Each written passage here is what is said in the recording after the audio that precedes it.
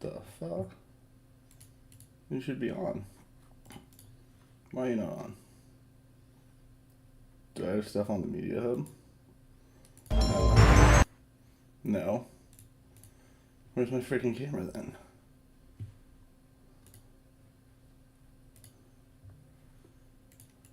There we go. There we go. Okay, finally. Jeez. Some sanity in this world. Alright, ladies and gentlemen, today I'm going to be going over my initial impressions on the Bad Mothercluckers patch notes. But before I do that, I'm going to just jump onto my YouTube here and get the word out about this stream and the fact that I'm live. Ladies and gentlemen, I know this is not a Cardano project, but that was not me.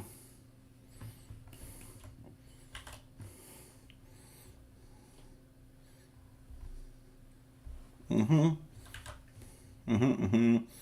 throw this into PvP discussion, and then I'll throw it into the Mythic Squad General.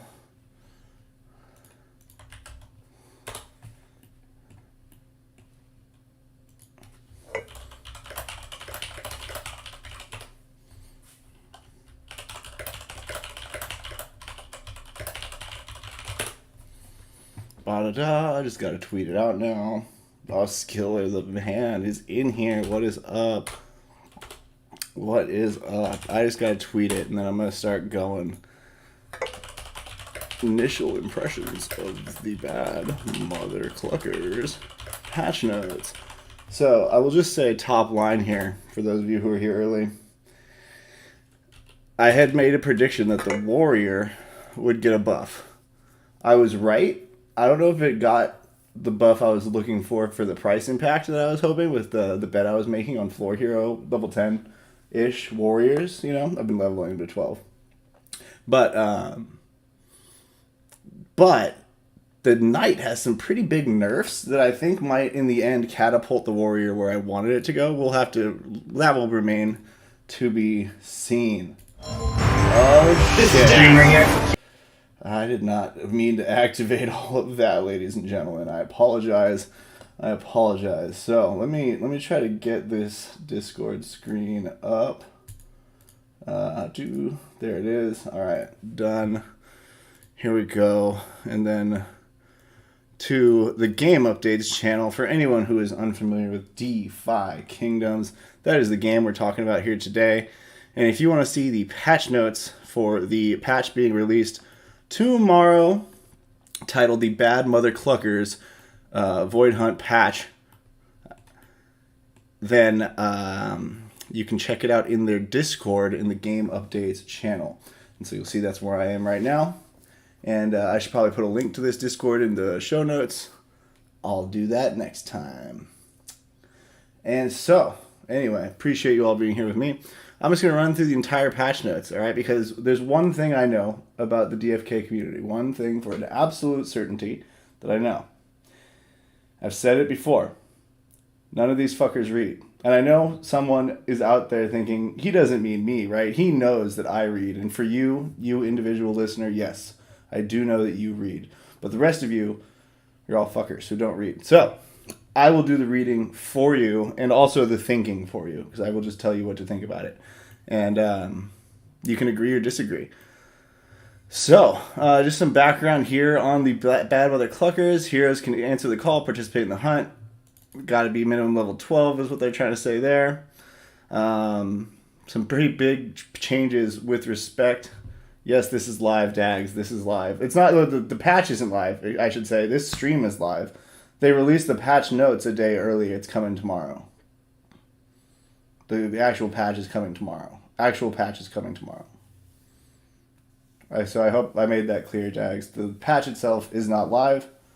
The notes are just live, and the patch is coming tomorrow. So, onward and upward I go into these notes. I should make these larger for you at home, shouldn't I? I do want to do these this kind of content every single time there is a patch. So, is there a way for me to hide this sidebar? Anyone, any Discord user know? Can I hide this shit? I want to get rid of it. Like, how do I get rid of it? If someone can tell me how to get rid of this shit on the sidebar, you will win a bloater Vizzy combo. Alright? There we go. Preferably during stream. But I will stand by that. That is a unilateral executory contract that may be completed by the first person who completes performance and tells me how to get rid of that fucking sidebar. Anyway. All right. Yep. Confirmation once again, as we all knew, that Bring Your Own Potions is coming out. Vicious Birds are going to defend themselves. Heroes get exclusive new equipment from the hunt. A lot of this is fluff, but there is still information. So make sure for those of you who read, do read this intro as well. Same drop rates on Gaia's tiers, or not drop rates necessarily, but it will also give experience, Gaia's tiers, Mokshas, and Void Shards, in addition to the 8 new pieces of equipment. So does that mean you're going to get a Gore Blade or a Gore Bow from the Bad Mothercluckers? No, probably not. You're probably going to get one of these new pieces of equipment. Left of search. Wait, who was the Brovia? Oh, no, it was Ren. No, it was Brovia. 2 little guys. All right. It was, in fact, Brovia. You, sir, won a bloater Vizzy combo. I'll give that to you later. Send me that wallet, Addy. But yeah. All right. One big thing being added is blind. Reduces your accuracy by 25%. Now, if any of you have ever tried to play with a hero that has below 80% accuracy, you know that this basically means you're never going to get a hit in. It's what it's going to feel like, at least. You'll randomly have a game where it doesn't matter at all and you hit everything like magic. But for the most part, it's going to feel like shit when you're blinded. You're going to feel like you can't hit anything. So blind is a big effect. And the fact that it persists until removed, basically this game is, you're mandated to have a healer in your set until proven otherwise, you know? So that's the fact that it persists until removed, you have to have a way to remove it. And if they can do it multiple times, you need to have a way to remove it multiple times. That comes down to having a healer. Otherwise, you're going to burn through your battle budget really fast. Or Ren Pen, I'll give you one too. You get a bloater Vizzy too. You guys tied. But yeah, so basically the blinds and poison as well, the way they've been talking about it, healers are mandatory. That's just a fact. Confused. This one is a pretty fun one. You know, I think many people here played Pokemon, whatever. I don't know how to say words. But Confused seems to operate somewhat similarly. You know, you have but different because you have 3 people on the board on each side. So you have a 50% chance to hit yourself or a homie or do what you intended to do. Pretty similar to Pokemon. Cannot channel, and the duration is random, so that makes it kind of fun. Adds a little RNGesus to it. If you hit a 3-turn Confuse, that's huge. If you hit a 1-turn Confuse, not as good. Like they're not forced to do something to react to it. They don't need to take a turn. You know, I don't know what I'm trying to say. Like if I had to turn him with my priest between that and the guy you confused for a 1-turn, I would just probably do whatever I wanted to do and, you know, take the loss on that 1 turn instead of trying to cleanse it or something. Yeah, gain resistance to confuse is powerful, so after you get it, you have 4 turns, you can't be confused again. So that makes those 1s really bad if you hit that. RNG is a big swing there. Stack limit 1, blah, blah, blah. Delay, we know what delay is. We've read about that. If you haven't, go listen to Maddie and Wowie. Where in the 5-hour video? I don't even know. I'm not even going to tell you which 5-hour video. Fear, we also have fear. If a target is feared, they are pushed 1, and they cannot perform any non-basic ability which deals physical damage. So if you're feared, you can still do an ability that does magic damage. Think of like your wizards. Think of your sage. There's some borderline ones, like your paladin, Dark Knight Bard. You don't really know what those ones are going to be. They might have a mix. So maybe a little versatility there. Either way, this looks good. You run away a little bit, you're pushed 1, and you can't go attack them because you're afraid of them. It makes sense thematically. And only resistance for 2. Yeah, and so it has the same resistance pattern as Daze. So Daze, if you've ever noticed, if you hit it twice on someone, they get a 3-turn 100% resistance, but they've just lost 800 initiative. So it's kind of, that's the balancing act there. And Fear works the same way that Daze works. And it also interrupts, which is, you know, they keep trying to pitch us on these channeled abilities, which, like, I personally actually think the channeled abilities are good. But I wonder whether that opinion will hold up against actual players as opposed to like the computer generated puzzle of PvE. Because actual players, if you've ever had one of those games where like, oh, if this boar were to use headbutt right now on my midline or my backline, I am so fucked. Right? If you've ever had one of those games, against a real player, they're going to do that every single time that opportunity arises. So, like some of these things change in the context of PvE versus PvP. Retaliate, that one's been covered pretty extensively on the WoWE show with Matt E.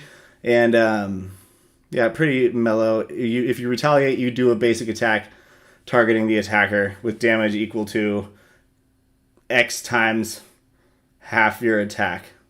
So, there you go. Maybe X is like a roll during the retaliate, or maybe it's just something... I got you. I was worried my sound was out. Or maybe it's just something set in each ability specifically. For each position, add a degree of difficulty. Okay, so it gets harder the further away they are. But less likely to occur is what I mean by harder. Not actually harder for you. You just push a button. That stays the same. All right. Time bar, yada, yada, yada. You guys can read that if you want. Bring your own potions. They put a whole article out about that. I'm not here to cover that. Double drop week. This part's pretty exciting. So if you do it, you got to play until March 6th from the time it comes out, which is a week from tomorrow. And during that time, you get a double drop chance for mokshas, void shards, and equipment. Ding, ding, ding, ding, ding. Big, big, big, big, big incentive right there. But it is only the new hard hunt. So get your high win rate teams and get them win at least once a day against these guys if you can. Because you want that double chance for void shards and equipment. Now, does double chance mean you're actually going to get it? No, it does not.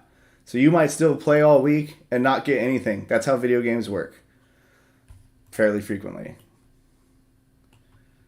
Sponsored clay raffle. They've talked about this. Looks like there are 3 winners daily. One person gets 1250 clay. One person gets 500. One person gets 250. I like that they're spreading it out.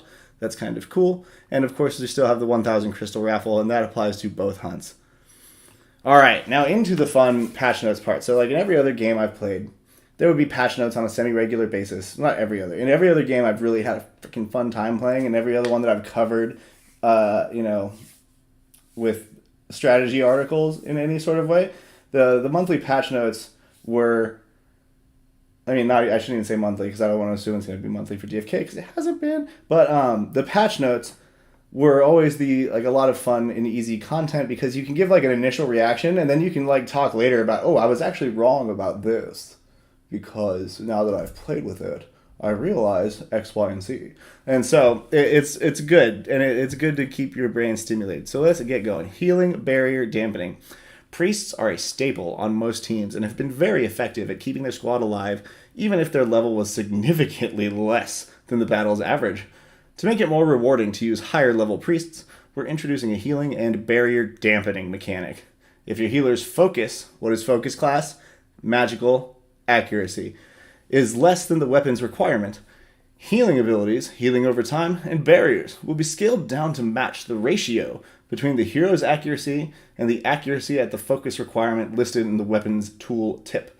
Dampening also occurs if an effect, such as blind, causes a healer's accuracy to drop below the weapon's base magic accuracy. So,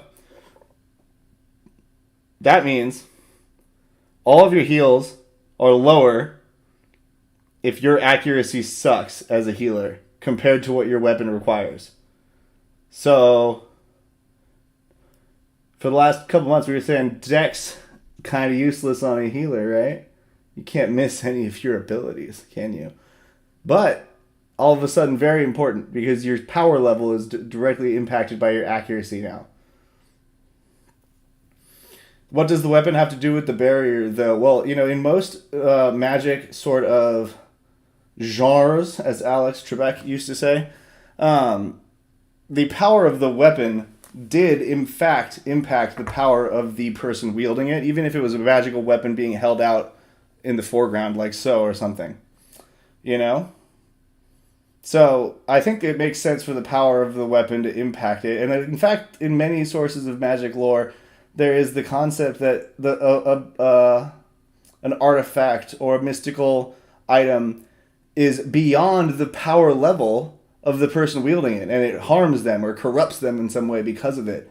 And so this is basically a reflection of that general idea. You're not strong enough for the weapon and you're trying to use it, you're not going to get max value out of it. Like, it's actually a really, less punishing than a lot of the lore. Beeve asks, SI, you going to try to do patch notes every time we have a game update to hunts or PvP? Anytime there is a post in the game updates channel that alters the abilities or the gameplay mechanics, I will do an initial reactions video because this is fun, easy content. All right? There we go. Unless I got shit going on. I will let you know if I can't, though. Like, this is a thing. Two-handed weapon speed modifier. Ding, ding, ding, ding, ding. Someone was guessing about this after the Mythic Squad stream. I think it was Wowie, but I actually don't remember 100%. May have been Ogre. But yeah, so with the introduction of two-handed weapons, the Boars and Box will now face some heavy hitters. But everything comes at a price. Wielding some two-handed weapons. Some. Not all. Critical word. Some. They could have just left that out completely and said wielding two-handed weapons. The default would have been all. Right? So not necessarily every two-handed weapon is going to do this. But we can bet the one that's launching with the Rock Box is probably going to do this. So wielding some two-handed weapons will now decrease your hero's speed. This applies to guild-supplied weapons like the Squire's Great Axe or the Squire's Great Sword. See, so this one, who holds the Great Sword? That's the one that threw me for a little loop-de-loo. Because the only Great Sword wielders I can think of are like maybe the Paladin, maybe the Dark Knight, but maybe it also can be wielded by the Warrior and the Knight. It's just that we haven't been able to yet. Could be the case as well. Gold cost reduction, half the gold price. No mention of crystal.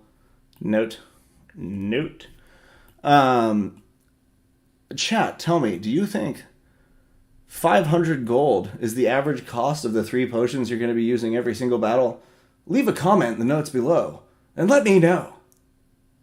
Not quite the same offset that maybe some were expecting. Crystal even still probably wouldn't have gone there because these potions seem to be high value. All right. Scaling experience, they've mentioned this one, so it's now going to scale plus 50 per level above the base level. So say you're 7 levels above the base level, right? An average 19 level. Going in, you'd get 350 bonus XP per level, and that's before any multipliers from your pet, from your power-ups, or any of that. So can be ballooning XP for those higher level heroes. And similarly, they're also adding a 0.25% moksha drop rate. And like, I gotta say, as a person who has been leveling his heroes mostly, this feels very welcome because it's like, look, you're giving it to the people who need it, which is the people who have leveled their heroes up. And yeah, sure, everyone can get them, but if your levels are higher, you need more. And so it just makes sense. And then, once you get to the level cap, guess what you can do? You can sell them to all the people who are behind you in the race. Ha ha ha! And you have the highest drop rate for doing so. So I'm really happy to see that. Additional weapon drop. They added one new weapon to the Mad Boar Void Hunt. Once we find out what that weapon is, I think we'll have a strong hint as to what the next class might be. Shouts out to Berserker. I'm seeing these two-handed weapon mentions.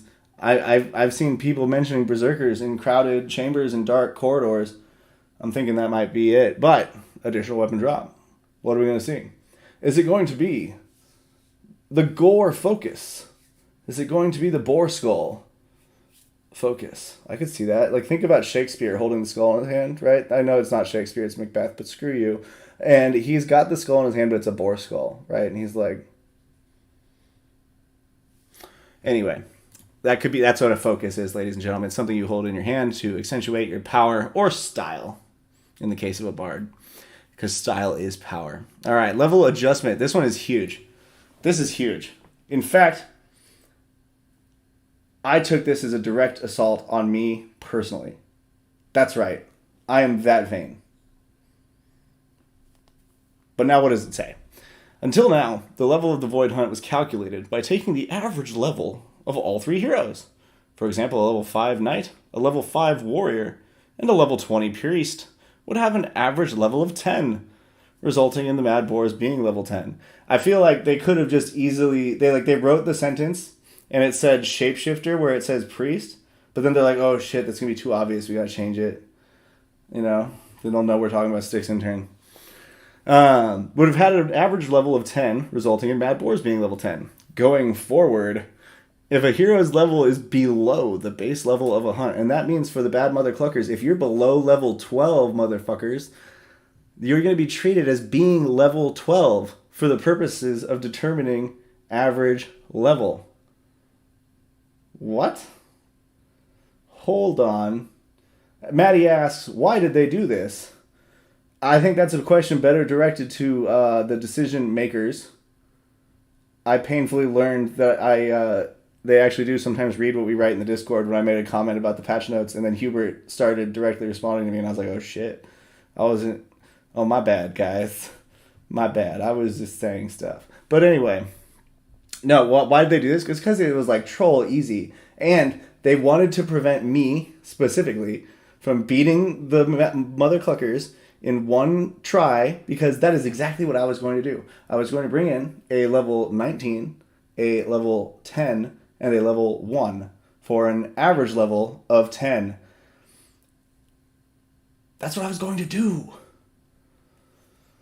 I've been robbed.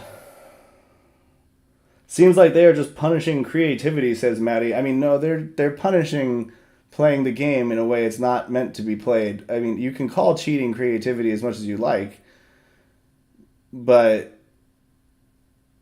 you know, I think that's something a lawyer would say, really, Maddie. No, I'm kidding. Why not? That's fun. I mean, is it fun, though? It's just, like, grindy. I questioned whether it's actually fun, and I was only using it as a cheese for XP, but that said, you can still do it pretty well if you have a level 20 and 2 level 12s. And it's not as good. I'm going to grant you that. You're looking at 34. 44, you'd rather have probably a level 12 and a level 13. Round that up to 45, excuse me. You get an average level 15. And you still have a relatively beefy guy there. And even if you were to go, say, 20... Yeah, that's what I was doing the math for. 20, 13. Yeah, you still have like 5 level advantage. Well, the Maddie says maybe don't let the level 1s use level 10 weapons. There are already restrictions to prevent such things from happening, such as a minimum strength requirement, such that most level 1s probably can't use level 10 weapons unless they're stoned. But, I mean, I'm on board with, like, bringing back the cheese. Don't get me wrong. I'm not, like, hating on your opinion. I'm just kind of responding to your questions because they're in my chat. But, like, I would love to bring back the cheese. So if you want to make that, like, a campaign that we work together, hit me up. I'm down. Because, yeah, I want my cheese back. I'm a cheddar guy. I also like Gouda, Brie, Parmesan. Oh, like, pretty much name a cheese. I probably like it. Anyway, going down onward. So, yeah, that's a huge one. So for all of you who are copying my cheese strategies, that's out the window. I'm going to have to come up with a new one. So I'll just wait till Bob Nothing posts some content, and then I'll go, you know, rebrand it and popularize it, because that's what I'm good at. Squire Mace. So this is a change to the Warriors rented guild equipment. Yes. So while providing extra utility with the chance to daze an enemy, the Squire's Mace, which is provided to warriors by the guild, has been a bit lackluster when it comes to inflicting damage upon the enemies. Therefore, we are giving the base damage a little bump from 38 to 40. Now, so for those of you like me with gore swords, not a huge change. But for those of you also like me with a bunch of level 10, level 12 warriors, pretty big change right there, changing the base one. It's a lot. Every multiplier gets an extra little 2 in it. And if we think about it in terms of percent, you're getting a half a percent, or actually I was doing it backwards. I'm not going to calculate that because 38 is an ugly number.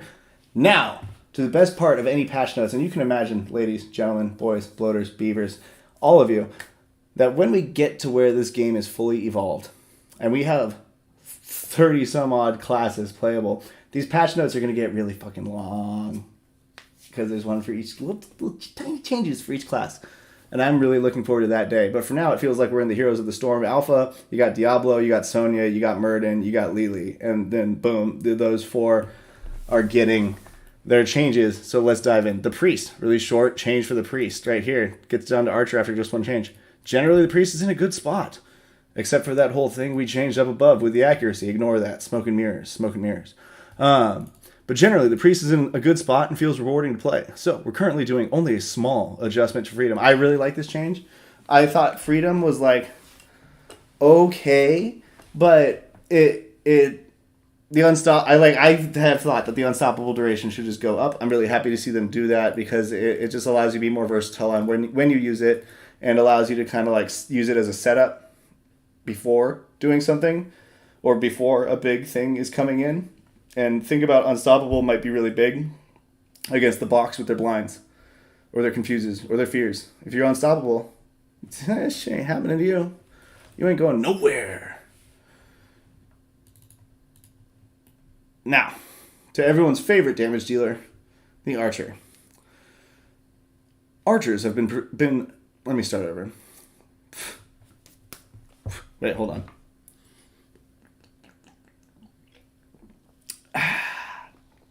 Okay. Archers have been consistently performing very well in both casual and competitive play, especially when stacking more than 1 Archer. The initial damage can make fights significantly easier. To address this, we're reducing a few of the damage modifiers while also reducing the mana costs of these skills. So, what is this saying? Ladies and gentlemen, it's saying the most important phrase in this whole sentence. I'm being vain again. This is ultra vanity. Mute now if you don't want to hear vanity. Casual and competitive play. Competitive play in most video game arenas, spheres of influence that I have frequented in the past or read about online. Competitive play refers to ranked or actual esports level competition, right? The highest tiers of play. That's what competitive play refers to. We don't have ranked PvP, which is what I mean when I say ranked. Yeah, we have duels, but they're not doing nerfs based on duels. Which one of you said that? Jesus. All right. So I have to wonder here, when they said competitive play, what else could they be referring to aside from the Mythic Squad Void Hunt tournament? Plug for Mythic Squad. Keep it Mythic vibes, baby, all the time. All the time. We are competitive play. So I just like that. I don't know if that's what the author intended, but I'll tell you that is how this reader is interpreting those words. And I have asked an AMA question just to clarify it. It is already on the talk site. Please go upvote it. Lend me your voices. Oh, is it esports or SI sports? Which makes me want to say C sports, because it has that rhyming aspect to it. Appreciate you, Eric. Oh, all right. Anyway, now let's get into the fun part. And by fun, I mean the Archer got nerfed all over the place. So Flurry has a new effect. So new, I believe, means that they've added something. Not that they've taken away the old thing. So if I can maybe pull up for me on my end here, do my MetaMask login. Oh, it's already logged in. Oh, shit, dude. I just want to pull up an Archer so I can read what Flurry does at the moment. Why won't you connect wallet, you son of a bitch? Alright. This is just outrageous. This is just simply outrageous. Oh, I'm on the wrong chain. Huh, that's on me. I'm outrageous. My bad, guys. My bad. Alright, sign in. Yeah. Sign. Start. Find me an Archer. Alright. Continue. Alright. So Flurry. All attacks gain critical strike chance. So is this replacing the critical strike chance? I have to wonder. That might be something they need to make more clear going forward, is whether something is additional or a total change. Total change, right? But either way, the new effect of that passive, I'm going to read it as a replacement, is that it reduces defense of the target by 10% to both physical and magic sources. Current effect is that all attacks gain critical strike, basically. So they're lowering that crit chance, which is an indirect nerf, actually, to that small stone build. So, one thing to note there. Because you are relying on the crit chance. It's added. It's not replacing. Okay, Nathan Godfrey is telling me it's not replacing. It's added to what the skill already does. In which case, that's actually pretty freaking powerful. And that means that one small stone is the undisputed meta going forward for archers. Not gonna lie. Luck build not nerfed at all. Even arguably slightly buffed. If what... well, now he's gone. Did you delete that comment? Where'd it go? Well, someone said that it wasn't replacing, and then I believe they've deleted their comment. So, yeah, I can see it on screen here. Boom, that guy, whoever he is. But I actually think it might be replacing, because otherwise that's a huge buff, and I don't think that's what they're trying to do. Tier 3 Rapid Shot, yeah, this is the death of Rapid Shot right here. So decreased mana cost, yay, I'm so excited. But now each additional hit on the same target deals 20% less raw damage than the last. So that means you can still get pretty good damage spread, because you can have, the 3 targets hit by it. And your optimal, outcome is kind of now the 2 to 3 targets. No, but they lowered the cost, Dags, but they've also made it so it doesn't have that burst potential that it had before, at least not in the same way it does. You'd have rapid shots hitting for as much as repeating shots if they hit the same target and one of them got a crit, And so now they've really toned that down quite a lot. Quite a lot. Repeating shot also decreased mana cost. Ooh, but reduced the damage per arrow from 1.5 to 1.4 times attack. So we're going to have to just play test that one, see how that feels. I mean, it's small, so it shouldn't be crazy impactful. But I just wonder, will it mean the difference between getting the kill with repeating shot on those edge cases and not getting it? Because if it does mean that difference, then it is a significant nerf. And reduced the additional combo damage a little bit. So, really, really just changing the edge of where that line is that you can reliably cast it and secure the kill. Really trying to modify that curve a little bit is what they're going for there. That's such a small, little, tiny tweak that you really have to play test it to figure out what you think about it. So I don't really have much of an opinion on that. I do feel like it's going to make me use repeating shot less and one small stone much more. Cool. I am going live with Sir Worm in just a little bit here, so I got to pick up the pace.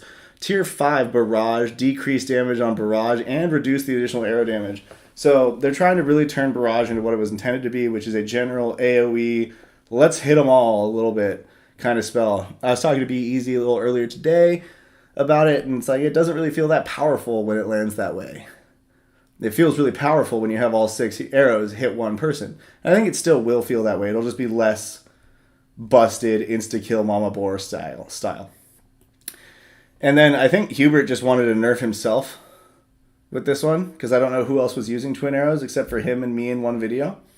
So I think he just did this as a masochistic thing. That said, I really don't like it. It takes away I don't know. The combo is still really strong. I didn't get it off very often, is the thing. So I'm curious how impactful that'll be. I normally ended up just using it without the combo damage. And it does have a reduced mana cost, which is nice. I do like that part. Now, the Knights. This one really caught me by surprise, because I did not see big changes coming to the Knights in my brain. They just seem kind of fine there. Good to go. But apparently they're too strong when you give them a shield. Wait, what? Who told me that? No one. But they're saying with additional equipment options more readily available, the Knight has become a powerhouse when it comes to mitigating frontline damage. None of the current equipment helps mitigate frontline damage. What kind of equipment would help with that? That's right, baby, a shield. That's what helps with mitigating frontline damage. So, One of the items is a shield, practically guaranteed. And I mean, that was just logical too. We have 2 shield-bearing heroes in the current live codex system. So, give the people what they need. It just makes sense. Be Easy says, channels get interrupted so much, it's frustrating to even attempt them. Hard not to agree with him. And harken back to what I said earlier about how, that sometimes when you're playing against the computer and the boar, like it's like, oh man, it could one-shot my priest right now if it just uses the headbutt that just came off cooldown. And then it uses headbutt on your front line. You're fine. You're good to go. Player's never going to make that mistake. Player's going to get that kill hungrily, grittily every time. So you have to assume that the player's going to punish you in those moments, and there are a lot of moments like that. And I feel like channeling falls into that same camp. Thank you, Kevin Porter, for that support. Caught me by surprise. Appreciate it. Maddie Pest kidding me with the most semantic freaking answer. I mean, they have a shield with the guild weapons, but yeah, shield def coming. Yeah, I know they have a shield with the guild weapons. That's like saying the shapeshifter has fist weapons in the game. I'm like, I obviously meant the drops. I will just have to be more precise with my language. Tier 1, Mighty Strike. 80% chance to reduce the target's physical defense by 30% for 2 turns. Change to 60 plus 2 strength S. So they're really, really emphasizing the strength S in this, and from turning it from a flat rate into a modifier rate using the .S scoring. I think for high strength knights, it'll end up feeling like hardly a change on whether it applies. And this 30% to 25%, relatively small change. Not huge. Doesn't feel like it'll be very impactful on like play style, but probably will just be good for the health of the game based on their data. Shield up. Now this one really surprised me. Wait, hold on. What was I just saying? Shield up. What do they do to shield up? They reduce the physical defense gain from 100% to 50%. That is a 1/2 as powerful move now as it was today. Tomorrow, that move is 1/2 as powerful as it is today. I think this just further bolsters my theory that they're dropping shields, and that's going to make up the difference right there. And it won't feel like as big of a nerf once you have an item. That's my thought there. Royal Guard and Iron Shield both had their amnesia. I mean, anytime you see amnesia, just think it's your cooldown. It's your cooldown. It's the number of turns you have to do before you can do it again. It's a cooldown. In games like WoW or Heroes of the Storm or League of Legends or any live action, real-time strategy like that, cooldowns are in time, actual time, real time that we use, seconds, minutes sometimes. In a turn-based game, they're done on turns. So this is just a cooldown increase. Again, though, hitting them on the defense. Let's just take a peek at what Royal Guard is, because I don't remember it top of mind.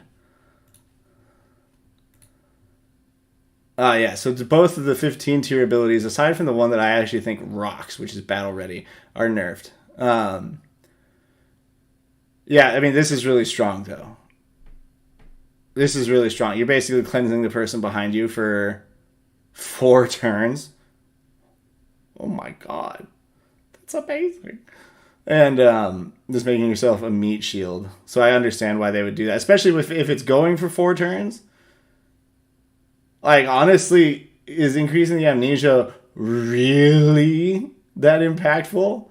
Because you would want to wait till it comes off cooldown anyway before using it. You would want to wait till it's like about to expire before using it anyway. So I don't see why I would ever want to use it on that 3rd turn. Not really sure that's going to be impactful, that change. But they are the ones with the numbers, not I. And on to the warrior. So I had a thesis, ladies and gentlemen. I said it in the Mythic Squad Discord. I said, guys, Mythic Squad here. Listen up, guys. Warriors, everyone hates them. Everyone's talking about how shiesty they are. They're going to get buffed. And sure enough, they got buffed. So I bought a bunch. I'm not telling you to buy a bunch because they're getting buffed already. Everyone knows. So the market, obviously being an efficient market, has already priced this in. I'm lying. I don't actually believe But anyway, warriors. So they've constantly been outshined. I don't know which one's right. Outshone, I like, by archers when it comes to damage, and by knights when it comes to defense. We are increasing both their offensive and defensive capabilities a bit to make them a bit more viable to substitute, if necessary, as well as open up new playstyles. Alright, so they're hoping you can substitute a warrior for an archer. I don't think that's going to be the case yet on damage. Even with the nerfs, you rock a small stone and archer, top tier mana efficiency, top tier damage, good burst. You just need a little bit of RNG on your side, which you need anyway to win the game. So, really, what's it? Small stone is the call. The TLDR is that small stone is the meta, for the record, everyone. Alright, Warrior, Tier 1, Gladiator Strike. Increase the chance to inflict bleed from 50 plus 3 times Dex S to 50 plus 3.5 times Dex S. So that's nice. A little bit better chance to inflict bleed, and that better chance will be magnified the higher your dexterity score is on your warriors. So dexterity matters for your warriors. Repeat it with me, class. Dexterity matters for your warriors. There we go. It literally increases your chance to land a bleed, which is a significant amount of damage, equivalent to an extra turn if the whole thing goes off without being cleansed. Dag says if his Mythic Squad Finals performance showed anything, it's that Archer is 2 to 3x better than Warrior at burning shit down. But yeah, you're talking about the Archer of last Friday, not the Archer of tomorrow, where Rapid Shot, if it hits the same target, it's effectively wrecking its own damage. Which is like, that was the whole point of using it in the end of the game. You'd have one target left and it'd be like, you're done, mama boy. You are so done. Oh my gosh. Rain, Rapid Shot, rain. And you have less of a chance of landing that burst with your repeating shot and being exhausted without gaining the benefits. This is something I was talking about when I was commentating Dick Whiskey's games the other night. He used that Rapid Shot, or the repeating shot, exhausted his Archer, didn't really get anything out of it because he didn't get a kill or anything with it. And that chance is now higher with the slight nerfs they made. Alright. That was Gladiator Strike. Rough increased the riposte from 20% to 30%. We like that. We like that change. That's just extra damage. So it gives you an extra reason to take the full tank build. Rough felt like the weakest part of that build. The rest of that build always felt kind of nice to me, actually. But I did prefer playing with the damage build just because it's like you stack 3 damage, and it's like what they said up above. When you have a bunch of damage, it makes the fight easier. Warcry increased the chance to silence by a lot. 15% raw increase. I'm a big fan of that. That is off the combo with Punish, though, which is not the build I was going. But with the chance to silence increased by this much, I might be going back to it because an AoE silence is so strong in this game. You are preventing your enemy from doing the things that make them good, that make them unique and special, and the reason why people pick them on their teams. You're removing their ability to do that, and you can do it to all 3 of them at once. So that is so powerful. That is, in fact, the first build I tried with the Warrior and had to drop because I didn't feel like the silence hit frequently enough. So I will be very excited to try the Punish and Warcry combo again with the next patch coming tomorrow, with this patch. Reworked. Okay, so this is, reworked, the additional effect. Got it. So Gladiator now increases basic attack damage by 10%. Huge if you're going the Gladiator build, right? Huge. Gladiator Strike, Gladiator, Whirlwind, and then Rapid Onslaught. Because basic attack damage is present both in the combo to get to your Gladiator Strike for the bleed, and in the Rapid Onslaught you do 4 basic attacks. So now that you're picking this, you're getting extra damage on those, increasing your burst and increasing your sustained damage because you do the basic attack as part of your natural rotation with the cooldown and the basic attack Gladiator Strike Rapid Onslaught setup that I love so very much. If you want to watch a win with 3 warriors common doing that, you can go check out the highlights tab on my Twitter feed. It does not anymore, I assume, since it says reworked, change your health by giving you a 10% health bonus. So pretty big trade-off. I overall think I'm going to like having the burst damage more, though. And it does further differentiate the tank build from the damage build for the warrior, right? Because before it's like I kind of got a little bit of both worlds. I can get extra health and do damage. Yes. Right? That's why I like playing it. So this does change that math a little bit. Maybe makes the tank build viable for one or two of my warriors while I'm going damage with the third. And I do like this Bloodthirst change. Additional 10% lifesteal chance while the target's bleeding. Warriors are the new vampires. It's that simple. That sounds fun to me.